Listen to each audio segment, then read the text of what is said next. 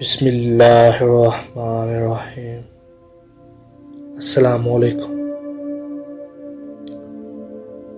اے اللہ عز و جل، ہمارے گناہوں کو معاف فرما، ہماری خطاؤں سے درگزر فرما، ہماری لغزشوں اور نادانیوں کو معاف فرما۔ اے اللہ، ہمارا سب سے بڑا قصور تیرے دین کا کام نہ کرنا ہے، اس جرم عظیم کو معاف فرما۔ اے اللہ، ہماری تمام زندگی گندگی ہی گندگی ہے، برائیاں ہی برائیاں ہیں۔ اے اللہ، سب کے باوجود تو نے اب تک نبھایا ہے، آئندہ بھی نبھانے کے فیصلے فرما۔ اے اللہ، دنیا میں بھی نبھا، قبر میں بھی نبھا، آخرت میں بھی نبھا لے۔ دنیا میں ستاری فرما، قبر میں بھی ستاری فرما، آخرت میں بھی ستاری فرما۔ دنیا میں بھی درگزر فرما، قبر میں بھی درگزر فرما، آخرت میں بھی درگزر فرما۔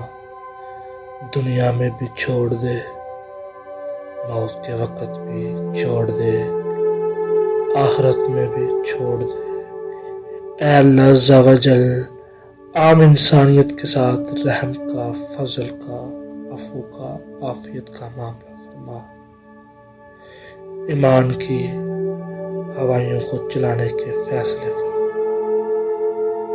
امت کو دین کی سمجھ دے، دین کا شعور دے، امت کو دین کا داعی بنا۔ اے اللہ، اپنے دین کے لیے اس کی جان مال کو قبول فرما، اسے دین کے لیے جان و مال جھونکنے کی توفیق عطا فرما۔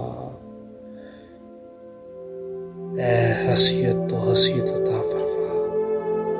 اے اللہ عز و جل، ہمارے گناہوں کی یادداشت میں خبیث ترین انسانوں کو ہمارے سروں پہ مسلط نہ فرما، ظلم اور ناانصافی کو ختم فرما، عدل و انصاف کی فضاؤں کو قائم فرما، بیماریوں کو صحت عطا فرما، جو مر چکے ہیں ان کی مغفرت عطا فرما۔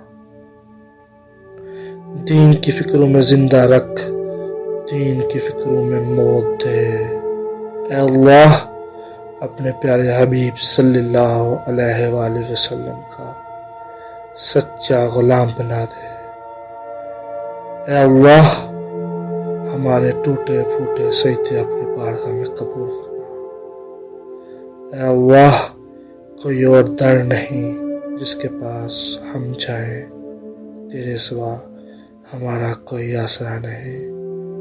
اے اللہ، ہم کو معاف فرما اور سیدھے راستے پر چلا۔